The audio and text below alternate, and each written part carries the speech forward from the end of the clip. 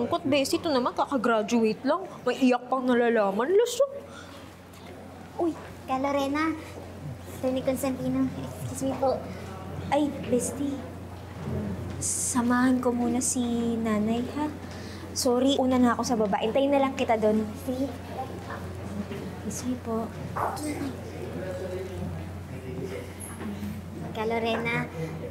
Attorney Constantino, gusto ko lang pong mag-thank you ulit. Sobrang laki po nang naitulong niyo sa akin. Kung hindi po dahil sa binigay niyo ng scholarship, hindi po ako nakapagtapos ng abogasya. Wala yon. A simple thank you is more than enough. Is anything wrong? Parang matamlay ka. Hindi ka ba happy na nag-graduate ka na? Medyo nahirapan lang po akong maging masaya kasi may pinagdadaanan po ako eh. May sakit po kasi si Tina. Namamblema po ako kung saan ako kukuha ng pampa-opera sa kanya eh.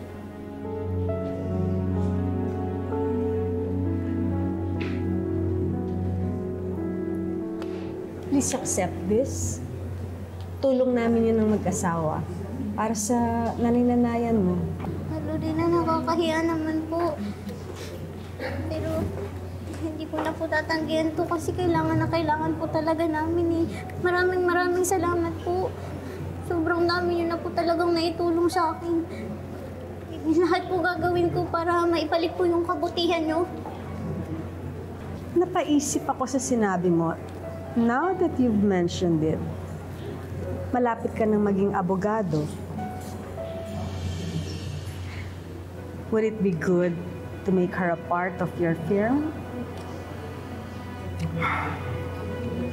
Well, kung gagalingan mo sa bar, maraming mga law firms na mag-uunahan para i-hire ka.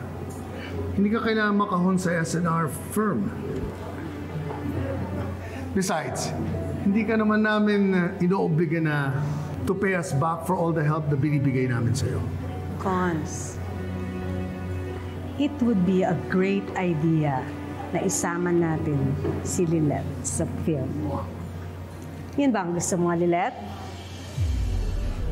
Naku ma'am, kung isa po yun sa paraan para mabalik ko po yung kabutihan nyo, bonus na po na maging parte ako ng isang magaling na law firm ni Attorney Constantino. Teka muna, meron pa naman bar exam eh. I just don't want to give a definite answer right now. Anyway, kailangang sagutin ko to. Congratulations, Lilet. We'll discuss this more at home later.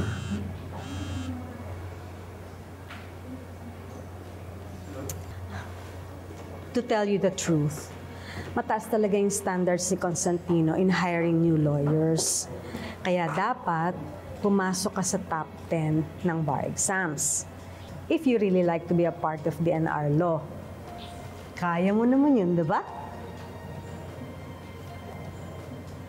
Lilet, marami na tayong pinagdaanan at pinaghirapan para lang matupad ang pangarap mong maging lawyer. I really want you to be a part of my husband's firm. Makapag-top passer ka lang, hindi ka na kailangang tumingin pa sa iba.